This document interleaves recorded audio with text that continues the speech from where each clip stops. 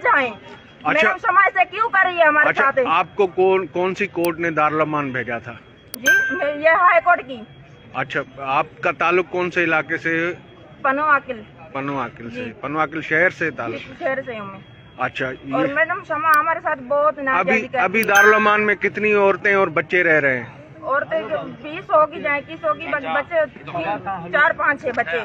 तो आपको क्या खाना पीना पानी? खाना पीना भी हमको कुछ भी नहीं मिलता है। जो हमारा फंड मिलता है वो मैडम शमा सहारा मैडम शमा खाती है। और हमारे मैडम शमा ने इतना हमको जलील कर दिया। मुझे कह रही है मैं तुझे चाबी की परमिशन दे रही हूँ, तुम यहाँ से भाग जाओ। मैं यहाँ से क्यों भागूं? अच्छा, डिप्टी कमिश्नर ने भी विजिट किया था और एसी सोबिया फलक राव ने भी विजिट किया था। क्या आपने उनको बताया था?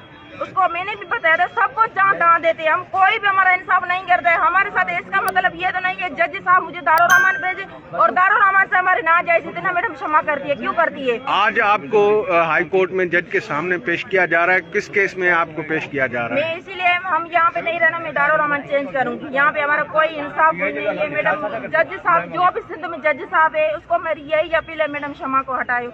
मैडम क्षमा जिस मैडम को कुर्सी दिया वो मैडम क्षमा कुर्सी के लायक नहीं है। और काम सारा दारुल अमान हम कर दे। वो जो साइमा सीमा है दोनों बहनों है और उसको तनख्वाहवारी उसको देती है। जैसे हम कह दिए वैसे वो भी कह दिए ना। हमारे साथ ऐसा क्यों हो रहा है? जज साहब पता कोई कुछ भी नहीं करता है। सेशन कोर्ट वाला जज आता है उसको हम कुछ बोलते हैं, वो भी कुछ हमारा नहीं करता है।